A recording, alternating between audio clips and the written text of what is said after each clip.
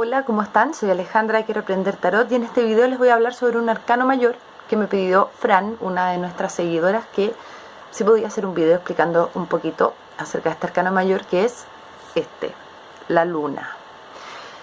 Es un desafío para mí porque no es tan fácil para mí hablar de este arcano, curiosamente, a pesar de que por mi trabajo me relaciono mucho con este arcano. Ya les voy a explicar. Primero que nada, invitarlos a suscribirse al canal. Lo pueden hacer pinchando el botoncito rojo y activando la campanita de las notificaciones. Y también invitarlos a que se suscriban a nuestro newsletter, aquí también en el enlace que les estamos dejando de suscripción. Bueno, ¿por qué me cuesta hablar de esta carta? Porque justamente siento que es una de las cartas más subjetivas del tarot, que va a depender más la interpretación que le demos de quién somos o de qué creemos o de cómo vemos la realidad. Lo que sí les puedo decir es que esta es una carta obviamente muy femenina, profunda, que se relaciona más bien con lo dual que con lo unitario. O sea, si tuviéramos que decir, bueno, el mundo se puede concebir como un mundo dual, ¿verdad? En el que hay luz, oscuridad, frío, calor, masculino, femenino. Esta carta tiene mucho que ver con esa dualidad. De hecho, se relaciona mucho con la sacerdotisa, que es justamente el número 2, que es una carta también muy del ámbito femenino. Femenino es una forma de decirlo. Por eso es tan difícil, porque en el fondo esta carta habla de conceptos tan profundos, tan arquetípicos, tan universales, que es como un poco difícil limitarla a algo como muy puntual. Pero de todas maneras les voy a transmitir un poco cómo la entiendo yo. A ver, la luna, de partida la luna, sabemos lo que es, ¿no es cierto? Nuestro satélite natural, tiene una particularidad, que es que tiene un ritmo, varios ritmos en verdad. Yo me sorprendí, por ejemplo, el día en que una amiga me hizo ver que la luna a veces está ascendente y a veces está descendente. Yo no tenía idea de eso. Le dije, estás loca tú, la luna está siempre igual. Pero me puse a observarla y me di cuenta de que efectivamente existe un verano lunar y un invierno lunar. Si ustedes se fijan, la luna a veces pasa muy por arriba del cielo y a veces pasa muy rasante. En el caso nuestro, que estamos en el hemisferio sur, la vemos pasar rasante hacia el norte. Al revés, en el hemisferio norte la verán pasar más rasante hacia el sur. Y además tiene estos ciclos de que cada día está creciendo o achicándose su luz, ¿verdad? Ella no crece ni se achica, pero vemos que está más o menos iluminada. Tiene hartas características la luna. Tiene un lado que no nos muestra nunca, ¿no es cierto? Le dicen el lado oscuro de la luna, pero no es realmente un lado oscuro, porque a veces también se ilumina. Lo que pasa es que nosotros no la vemos, nunca vemos ese lado, pero se ilumina cuando le está dando la cara al sol, ¿no es cierto? Pero no deja de ser curioso esto de que tiene un lado que jamás nos muestra. Y que el lado que sí nos muestra, a veces lo muestra completo, a veces muestra en parte, a veces está iluminándose cada vez más, a veces desiluminándose cada vez más. Es como bien, es el cambio, esta cosa como que está siempre diferente, ¿no es cierto? Además, la luna no tiene luz propia, ¿no es cierto? La luna refleja la luz del sol y del cosmos, pero no tiene luz propia. Y la luz que nos llega de la luna es una luz tenue, es una luz que no permite que las cosas se vean con la claridad que, por ejemplo, sí permite la luz solar. Y en eso hay una comparación que podemos hacer. La luz lunar es cambiante y ambigua. En cambio, la luz solar es constante, siempre es brillante, es prístina, ¿verdad? Por eso se relaciona el sol con la claridad mental, con la lucidez, con la racionalidad, ¿no es cierto? Y la luna se relaciona mucho más con estos ámbitos de la humanidad, del ser humano, que son un poco más inacibles, un poco más inciertos, subjetivos, no objetivos, ¿no es cierto? Que a veces hay claridad y a veces no la hay. Entonces, esta carta se relaciona con ese ámbito. Yo en lo personal la relaciono con todo lo que es la profundidad, ¿no es cierto? Acá la carta tiene un estanque y de ese estanque viene saliendo este cangrejo, este ser que puede vivir tanto bajo el agua como en la superficie, en contacto con el aire, ¿verdad? Y bueno, tiene también, es que tiene una simbología tan amplia que yo no podría simplemente en un video acotarla entera, digamos, o explicarla entera. Pero también acá hay una dualidad interesante.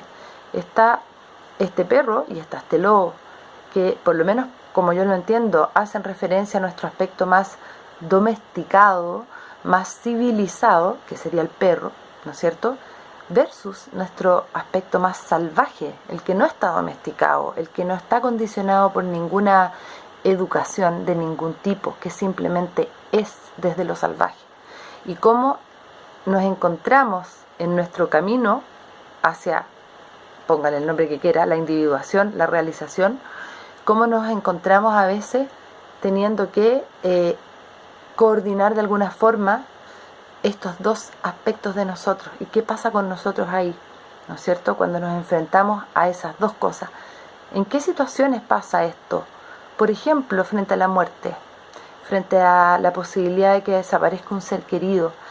¿Qué pasa con nosotros cuando nos enfrentamos a la muerte? Se despiertan todos nuestros instintos, se despiertan todos nuestros miedos y también se despiertan muchos recursos que tenemos tal vez enterrados debajo de la superficie de lo condicionado.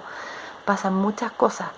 Creo que esta carta habla de la profundidad y de la vastedad de esa profundidad que es propia de la psique humana, de nuestro ámbito psíquico, de aquello que no podemos ver tal vez, pero en lo cual estamos siempre viviendo. Nosotros vivimos en nuestra psiquis, ¿no es cierto?, en nuestra mente, vivimos en nuestra conciencia, pero esa conciencia tiene distintos niveles y distintas formas de ser.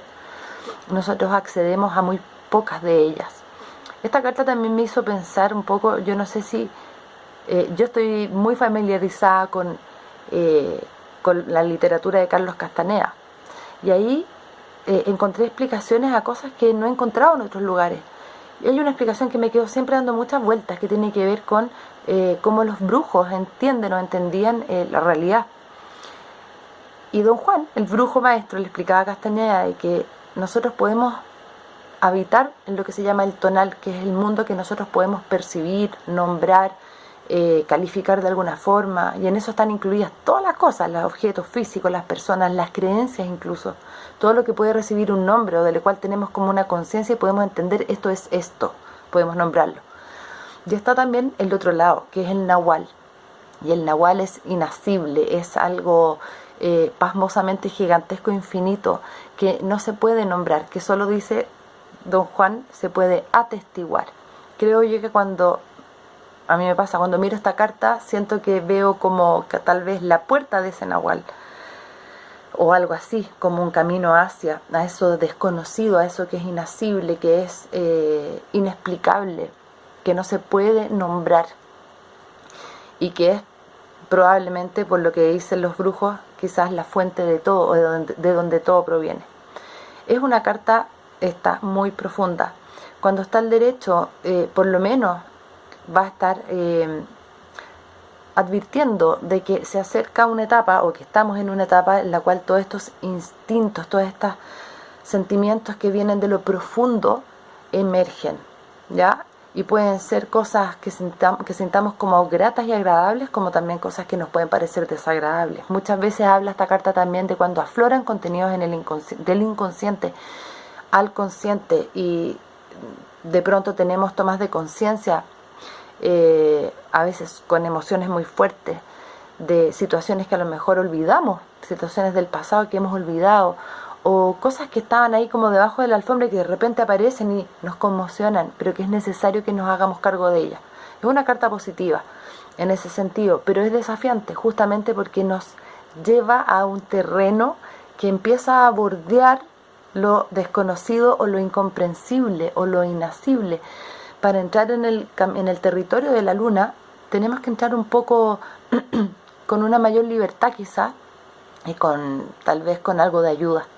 Siempre que aparece esta carta yo recomiendo a la persona que se ayude con un terapeuta, con un buen amigo, con alguien de mucha confianza, porque es como sumergirse.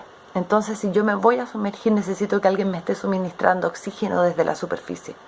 Eso es un poco lo que hacemos cuando vamos a terapia, por ejemplo, ¿no es cierto? Nos sumergimos en la profundidad de nuestro ser y el terapeuta nos va dando oxígeno desde arriba y podemos ir extrayendo contenidos y trabajando con ellos ya afuera, ¿no es cierto? ¿Para qué? Para poder avanzar, porque esta es una carta que también tiene que ver con eso, con el poder ir desbloqueando para ir avanzando. Cuando aparece invertida, yo por lo menos la interpreto como que esos contenidos de alguna forma nos sobrepasan. Entonces habla de personas o momentos en que estamos un poco más perturbados de lo normal quizás, pero ya un poco como más peligrosamente. Ya se requiere, cuando la luna está invertida, de una intervención mayor, porque corremos el riesgo de ahogarnos en estas vivencias, en estas emociones, en estas cosas que aparecen. Muchas veces también habla de cosas que están ocultas y que pueden ser negativas, ¿no es cierto? Yo en lo personal no sé si creo o no creo en estos trabajos que se hacen, en la magia negra y todo eso, no lo sé. Yo me declaro agnóstica. Pero para los que sí creen, esta carta puede anunciar cuando aparece invertida este tipo de trabajos que ya son como por debajo de la superficie de la realidad que nosotros conocemos, ¿no es cierto? Pero no con buena intención. Entonces, bueno, me quedo tremendamente corta con este video. Como les digo, me resulta muy difícil hablar de esta carta porque es una carta que justamente bordea el lenguaje, bordea la capacidad de nombrar las cosas. Y como tarotista hay que saber también meterse en este mundo, ¿no es cierto? Eso es un poco lo que hacemos, nos metemos en esta ambigüedad que nos presentan las cartas, en esta información que de pronto aparece, y tenemos que tener la capacidad de ponerla en palabras, y no siempre es tan fácil. Es una buena cualidad o una buena capacidad a ejercitar si es que te interesa el tarot. Así que puede ser una buena idea meditar con esta carta para que justamente se produzcan estas conexiones y puedas transmitir un mensaje que a lo mejor puede resultar no tan fácil de interpretar, ¿no es cierto? No es como leer un libro, que cada letra sabemos cómo suena y qué significa cada palabra. Cuando leemos el tarot no tenemos esa certeza y nos tenemos que apoyar justamente nuestra capacidad de transitar por esta ambigüedad, que es parte de la realidad. Bueno, eso con respecto a la carta de la luna, como un pequeño barniz. Hay mucho más que decir sobre esta carta y va a depender también del contexto en el que aparezca. Bueno, antes de terminar, los quiero dejar invitados como siempre a que si quieren una lectura de tarot conmigo la pueden pedir en el enlace de contacto que estoy dejando aquí también en este video. Espero que les haya gustado, aporten todo lo que quieran con sus comentarios y nos vemos en el próximo video. Chao, chao.